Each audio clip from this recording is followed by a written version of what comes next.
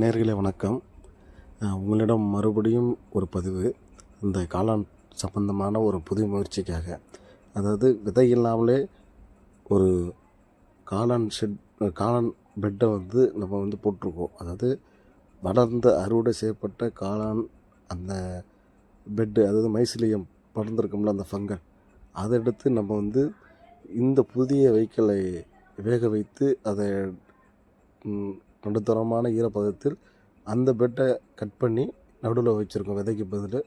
இது பார்த்திங்கன்னா நல்லா இப்போது அந்த மைசிலியம் படர்ந்து வருகிறது. அந்த ஃபங்கை அப்படியே படர்ந்து பெட்டை முழுவதும் வந்து கொண்டு இருக்கிறது. இன்னும் ஒரு சில நாட்களில் இதனுடைய முடிவு என்னன்னு தெரிய வரும். அதையும் நான் பதிவு செய்கிறேன். இது வளர்ந்து வந்தால் நமக்கு விதைகள் வாங்கிறதுக்கு தேவையில்லை.